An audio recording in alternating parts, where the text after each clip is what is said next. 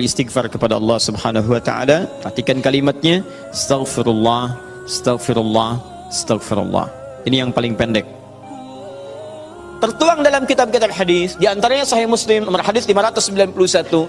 Hadis-hadis ada yang menyampaikan dengan singkat astaghfirullah, astaghfirullah, astaghfirullah. 3 kali kemudian disebutkan. Jadi ini yang paling singkat. Istighfar kalimatnya astaghfirullah. Astaghfirullah. Berapa kali? 3 kali. Perhatikan, ini riwayat pertama. Kalau Anda menggunakan yang ini, boleh. Tapi cara memahaminya, ini yang paling singkat, paling pendek. Jadi kalau sedang buru-buru misalnya, ya Anda ingin buru-buru setelah selesai itu, sambil jalan misalnya, ingin dipercepat bacaannya, silahkan pilih yang ini yang singkat. Astaghfirullah, astaghfirullah, astaghfirullah. Paham? Kalau agak senggang, silahkan tambahkan dengan lebih luas. Astaghfirullahaladzim, astaghfirullahaladzim, astaghfirullahaladzim. Lebih senggang lagi, astaghfirullahaladzim, alladzi la ilaha illa huwal hayyul qayyum wa atubu ilaih. Astaghfirullahaladzim, alladzi la ilaha illa huwal hayyul qayyum wa atubu ilaih. Paham? Baik, jadi kalau Anda menemukan riwayat yang ini diulang sampai 3 kali, ini yang dimaksud riwayat yang paling standar. Jelas ya? Standar. Ini standarnya, ucapkan ini astaghfirullah, astaghfirullah, astaghfirullah 3 kali. Ini amalan pertama. Tahan, hadisnya belum selesai. Jadi kalau selesai salat, assalamualaikum warahmatullah, assalamualaikum warahmatullah, duduk sebentar, tahan dulu. Apa yang diucapkan? Astaghfirullah, astaghfirullah, astaghfirullah. Selesai? Baik, tahan. Lihat baik-baik, perhatikan sini. Ini disebut amalan apa tadi? Zikir. Karena kita sedang membahas tentang zikir. Baik, sekarang yang kedua, masih ingat? Tadi kalau seorang sedang berzikir, maka konsekuensinya dia akan apa terhadap Allah? Ingat. Yang kedua, dekat. Pertanyaan saya, apakah setiap orang yang mengucapkan astagfirullah menjadi ingat kepada Allah? Itu masalahnya. Banyak orang pasca sholat mengatakan astagfirullah, tapi kalimat itu tidak mengingatkan dia dengan Allah. Itu masalah utamanya. Assalamualaikum warahmatullahi wabarakatuh. Assalamualaikum warahmatullahi wabarakatuh. Astagfirullah, astagfirullah, astagfirullah. Halo? Gimana? Anda salam langsung ngecek status. Lisan Anda astagfirullah, tapi tangan Anda megang handphone. Pikiran Anda melihat status. Sebagian orang bahkan merespon urusan dunia. Bagaimana istighfar bisa berkorelasi dengan itu semua? Itu masalah utamanya. Jadi semua kalimat ini ketika diucapkan, bingkainya adalah zikir. Mampukah Anda mengucapkan istighfar ini yang langsung mengingatkan Anda dengan Allah Subhanahu wa ta'ala? Ini poin besarnya. Nah, tahan. Saya berikan rahasia besar dulu di sini. Kenapa Anda mesti mengucapkan kalimat ini? Buka Al-Quran surah ke-71. Surah apa itu? Surah apa? Nuh. Bukan Al-Ma'arij. Al-Ma'arij 70. Ayat 10. Kalau mau dari ayat 9-nya sampai dengan 13. Kemudian saya kotaki ayat 10-nya. Nih, 10-nya saya kotaki di sini. Ini yang pentingnya. Awas. Nabi Nuh alaihi salam berdakwah kepada umatnya. Berapa tahun? 950 tahun. Masya Allah, 950 tahun berdakwah kepada umatnya.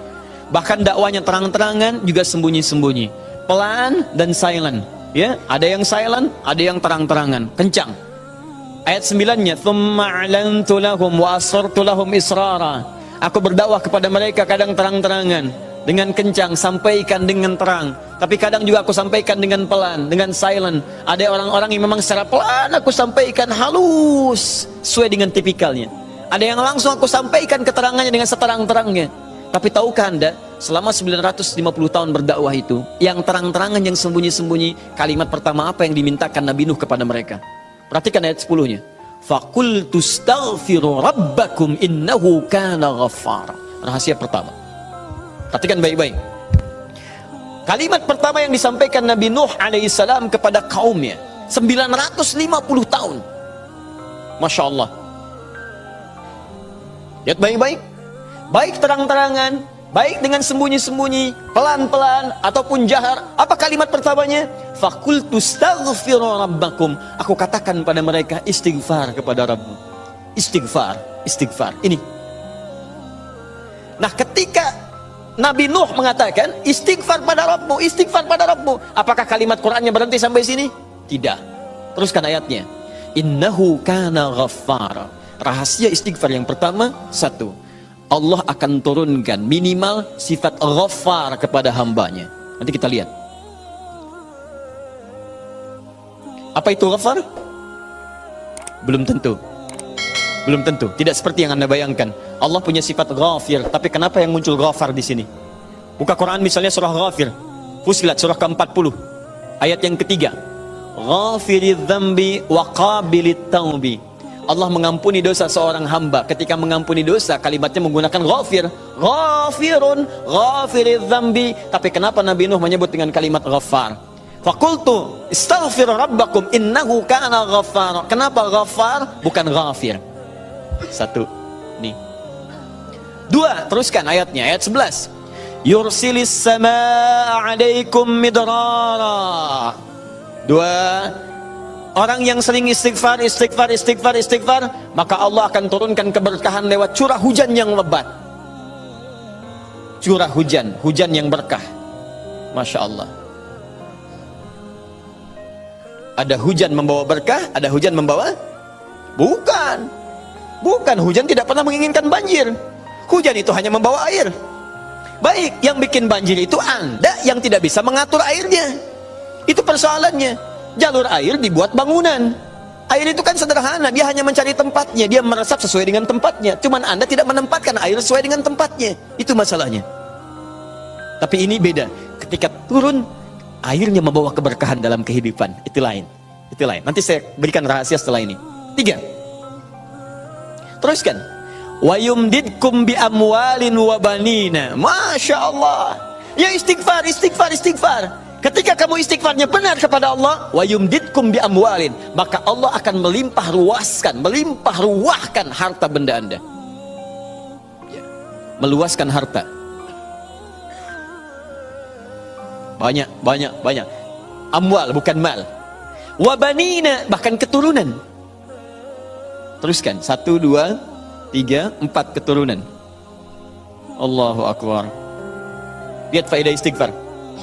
5. Wa yaj'al lakum jannatin. Dan Allah akan limpahkan kepadamu kebun-kebun yang indah. Awas jangan dilihat kebunnya. Karena kalau Anda lihat orang-orang Arab pada saat itu, mereka emas sudah banyak. Bu, emas banyak walaupun masih banyak di Indonesia. Ada Mas Asep, Mas Johar, Mas Sodia. Ya, tapi wujudnya beda, ya, wujudnya beda. Di sana emas banyak, perak banyak, bangunan megah. Tapi yang mereka belum dapatkan itu adalah kenikmatan pemandangan yang elok. Kebun-kebun, ya, isinya ada anggur, bawahnya kemudian ada sungai-sungai. Karena itu orang yang paling kaya di masa-masa dulu di kalangan-kalangan Arab adalah orang yang memiliki kebun-kebun yang indah. Kalau cuma emas yang lain punya. Abu Jahal tuh nggak bangga dengan emasnya. Ya, Abu Lahab tidak bangga dengan emasnya. Apa yang mereka banggakan adalah kedudukan dalam kehidupan dan harta-harta yang seperti yang digambarkan. Tapi semua itu tidak mampu menjadikan mereka sebagai hamba di hadapan Allah Subhanahu wa taala. Poin yang paling besar, kalau disebutkan jannat dalam arti kebun-kebun dalam urusan dunia, itu maksudnya kenyamanan hidup. 5. Kenyamanan atau kemapanan hidup.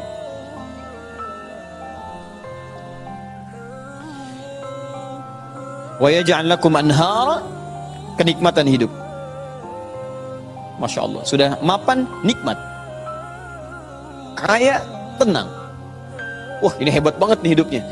Dosanya diampuni oleh Allah, kemudian hidupnya berkah, hartanya melimpah, keturunannya juga luar biasa gitu kan. Setelah itu hidupnya nyaman, mapan dan nikmat. Kurang apa lagi?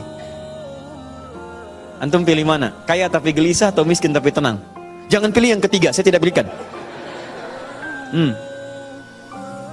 Nah, tahan sebentar. Lihat sini.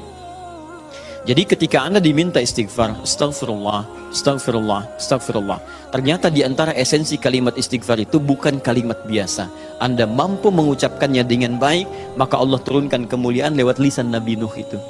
Faqultu astaghfiru rabbakum innahu kana ghaffara. yursilis samaa 'alaikum midrara wa yumditkum bi amwalin wa banina wa yaj'al lakum jannatin wa yaj'al lakum anhara. 6 kemuliaan bagi orang yang sangat senang beristighfar kepada Allah Subhanahu wa taala. Tapi ini masih urusan dunia. Akhiratnya belum selesai. Pilih mana? Miskin masuk surga atau kaya masuk neraka? Miskin masuk surga. Kasihan. Kenapa tidak kaya masuk surga? Ya itu pilihan dari saya, ya. Ini pilihan dari Al-Quran. Saya kan tidak mengatakan jangan pilih yang ketiga. Itu yang pertama tadi, ya. Lihat sini. Ini jaminan kehidupan dunianya, mana akhiratnya. Ya Allah, kalau cuma dikasih dunia saya tidak mau. Jangan-jangan saya dunianya bahagia, akhiratnya nestapa. Maka adakah faidah dari istighfar atau kehidupan akhirat saya? Kamu mau minta surga yang mana? Orang-orang surga biasa, saya berikan pada pelaku istighfar surga seluas langit dan bumi. Quran surah ketiga ayat 133. Ayat 133, paling kanan sebelah atas. Lihat, di sini hidupnya lapang, di sini surganya seluas lapangan. Lapangannya apa? Bukan lapangan dunia. Perhatikan lapangan akhirat. Wasari'u ila maghfirah. Bergegaslah Anda untuk memohon ampunan Allah. Maghfirah, turunan kata dari istighfar, minta ampun. Bukankah istighfar minta ampun? Ayo cepat, bergegas, rajin, cepat. Orang yang rajin istighfar, cepat istighfar. Lihat, wa jannatin arduhas samawati wal ard. Maka kami akan sediakan harapan baginya, menyediakan tempat kembalinya surga seluas langit dan bumi. Dan digolongkan ahli istighfar sebagai orang-orang yang takwa. Uiddat lil muttaqin, kami siapkan untuk orang takwa. Siapa orang takwa dimaksud? Awal ayatnya wasari'u ila maghfirah. Surga seluas langit dan bumi. Masya Allah. Silakan kalau mau koprol, berhenti di mana tuh? Ya.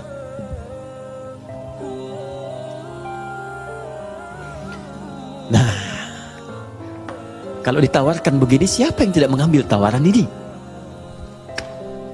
Tapi persoalannya, kenapa orang banyak istighfar pasca salat bahkan lebih daripada 3 kali? Astagfirullah, astagfirullah, astagfirullah, astagfirullah, astagfirullah, astagfirullah. Tapi mapan juga tidak. Cek. Ya, silahkan lihat. 6 ini tidak diraih. Keberkahan juga tidak didapatkan. Dan seterusnya. Bahkan kemarin di Bekasi itu ada yang terlihat, kami lihat di CCTV itu. Khusyuk pasca sholat, kayak orang menangis. Astagfirullah, astagfirullah, astagfirullah. Sudah tenang, lihat kanan kiri, tas orang dirogok begini. Kok bisa tuh? Astagfirullah lagi ibu juga. Ya? Apa yang salah? Nah, sekarang mari kita lihat bagaimana beristighfar seperti ini untuk mendapatkan kemuliaan-kemuliaan ini, dan bagaimana cara istighfar dengan berzikir pada Allah Subhanahu wa taala.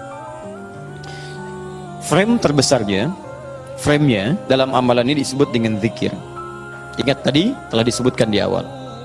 Zikir itu mesti mampu mengingatkan kita dengan Allah, juga membuat hubungan kita lebih dekat dengannya. Nah, sekarang fokus. Di antara amalan zikir pasca salat adalah istighfar. Dengan mengucapkan kalimat paling singkat, astagfirullah, astagfirullah, astagfirullah. Sekarang kita bedah dulu isi kalimatnya. Ini astaghfirullah. Dalam ilmu saraf, kalimat astaghfirullah ini dibagi ke dalam 3 bagian. 1, ada awalan menggunakan kata ista begini. Kemudian ditambah dengan akar kata ghafara. Kemudian ditambah terakhir objek harapannya kepada Allah Subhanahu wa taala. Sekarang fokus baik-baik. Ista dalam ilmu saraf itu fungsinya untuk menunjukkan salah satunya, menunjukkan pada permohonan, meminta sesuatu. Ghafara, ampunan, meminta ampunan menggunakan istaghfara. Istaghfara itu kata kerjanya, istighfar keadaannya, kata benda atau sifatnya.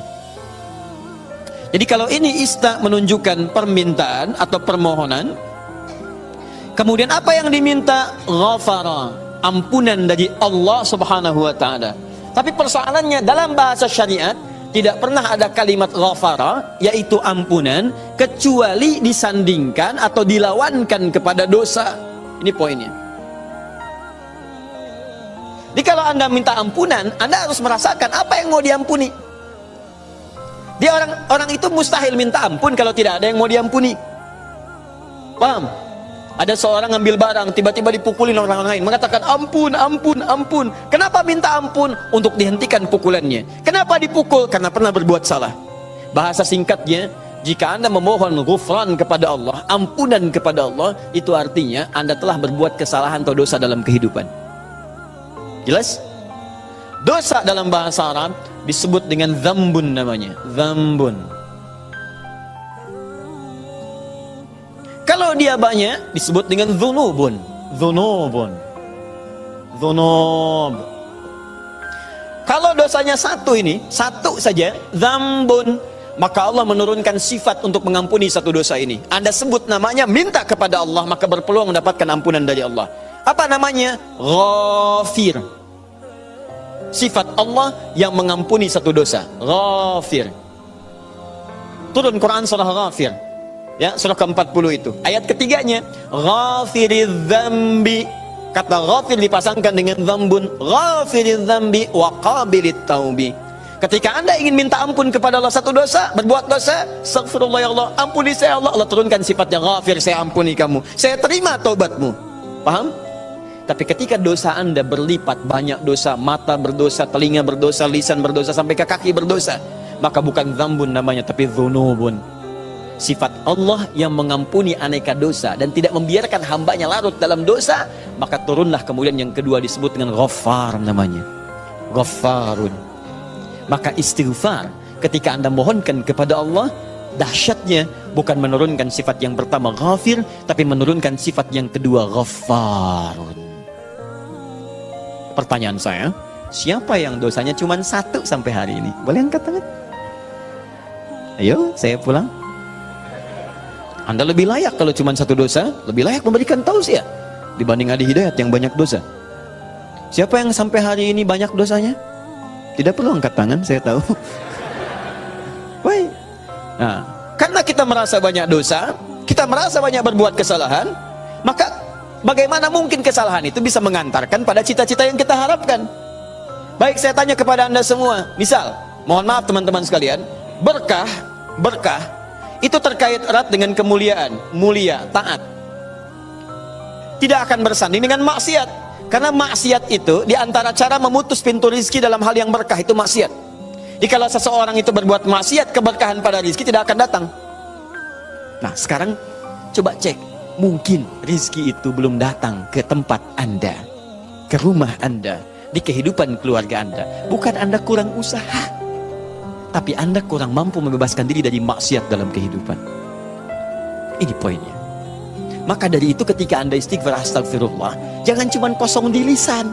Kalau cuma seperti itu, bayi, balita yang umur usia 5 tahun misalnya, 5 tahun, balita 5 tahun ajarin istighfar juga. Padahal dia belum mendapatkan hisab. Anak usia 5 tahun belum balik, ajarin istighfar. Pas pada sholat, astagfirullah, astagfirullah. Apa yang mau diampuni? Orang dosanya nggak dicatat.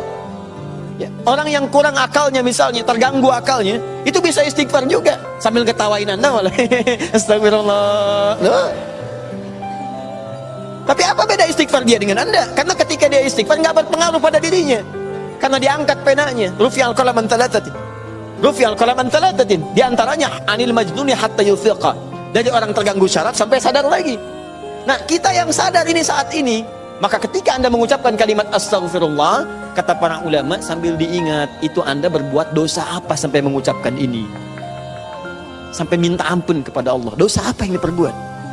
Maka kalau ingin latihan, coba urutkan dosa dari ujung kepala sampai ujung kaki. Salat yang pertama subuh misalnya, ya jangan terlalu banyak dulu. Untuk dosa mata misalnya, astagfirullah, ingat-ingat mata salah apa. Jangan-jangan setiap pandangan yang Anda lakukan, itu belum melahirkan keberkahan. Alhamdulillah. Bisa nggak pandangannya berkah? Ada ayatnya di Quran. Ada orang-orang dimuliakan oleh Allah sampai disebut kuat iman. Orang yang kuat iman, yang pandangannya itu berkah, setiap memandang berkah. Bahkan saking berkahnya nyaman dia dalam kehidupannya. Ya, itu ada di Quran surah ke-24, punya cahaya dia. Ayat 30 sampai 31. 30 untuk laki-laki, 31 untuk perempuan. Wa qul lil mu'minina yaghuddu min absarihim. Katakan pada perempuan laki-laki beriman, setiap lelaki beriman, perhatikan, palingkan pandangannya dari yang tidak baik. Jadi kalau orang zikirnya benar, itu dia akan berpaling dari yang tidak baik. Otomatis Pak, Bu, otomatis. Bahkan yang mirip-mirip pun dengan apa yang ia punya, belum tentu kemudian ia pandang dengan berlama-lama. Jadi teman-teman sekalian, itu pandangan. Coba berapa kali dalam sehari memandang yang tidak benar? TV, handphone, gambar-gambar, itu kan? Dan seterusnya, baru keluar memandang dengan cara yang tidak layak. Sama perempuan juga begitu, bukan kayak 31 untuk perempuan. Wa qul lil mu'minati yaghdudna min absarihinna. Katakan pada perempuan-perempuan yang beriman, awas hati-hati, perempuan-perempuan yang beriman. Artinya kalau pandangan tidak dijaga, menunjukkan imannya lemah. Ya, berapa kali ibu banyak memandang hal-hal yang tidak benar? Ya, berapa kali pandangannya melahirkan nafsu? Pandangan di mall dibawa sampai ke rumah. Nah, jadi ketika anda istighfar, sambil diingat dosanya. Astagfirullah, astagfirullah, mata. Terus masuk ke lisan, astagfirullah ya Allah. Mungkin dengan lisan ini, maaf orang tua saya pernah menangis. Dengan lisan ini, pasangan saya pernah bersedih. Dengan lisan ini, tetangga saya pernah kabur dari saya. Dengan lisan ini, anak saya pernah menjerit. Dengan lisan ini, ya Allah, barangkali itu yang menghambat keberkahan dalam kehidupan saya. Astagfirullah, astagfirullah, astagfirullah. Setelah itu dosa anda, setelah tuntas sampai dengan ujung kaki, dosa anda pada orang tua. Suami kepada istri, istri kepada suami. Bagaimana kadang-kadang tidak baik dalam kehidupan rumah tangga, kepada anak-anak, kepada tetangga. Barangkali, mohon maaf, hal-hal itu yang menghambat pintu kemuliaan dalam bahkan urusan dunia ini yang belum turun. Nah, kalau sudah semua sekat dibuka, semua akan turun. Masih ingat tadi? Lihat di Quran surah 3 ayat 133. Teman-teman masih ingat tidak? Surga yang ahli istighfar ini disediakan untuk orang apa? Takwa kan? Jadi kalimat takwa ketika disebutkan di ayat ini, uiddat lil muttaqin, disediakan bagi orang takwa. Bukankah dimulai awalnya dengan istighfar? Sekarang saya tunjukkan kepada anda, kita buat persamaan. Lihat sini, kita buat persamaan. Istighfar adalah sama dengan amalan ahli takwa. Takwa bisa mengantarkan ke surga. Tapi anda jangan lupakan bahwa takwa pun membuka semua pintu keberkahan urusan dunia dari langit dan bumi. Takwa persamaannya berkah langit dan bumi. Dari mana mendapatkan persamaan ini? Di Quran surah ke-7, teman-teman sekalian, ayat 96. Walau anna ahlal qura amanu wattaqau la fatahna 'alaihim barakatin minas sama'i wal ardh. Kalaulah kemudian ada orang-orang beriman, ahli takwa, bertakwa kepada Allah, bahkan satu komplek bertakwa, satu kampung bertakwa, kami buka semua pintu keberkahan di langit dan di bumi.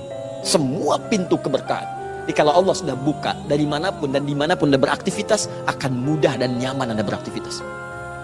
Di rumah pintu berkah dibuka, nyaman. Di kantor dibuka, nyaman. Di kehidupan sosial dibuka, nyaman. Jadi kalau orang rajin istighfar, astagfirullah, astagfirullah, astagfirullah, maka Masya Allah, dahsyat sekali hasilnya.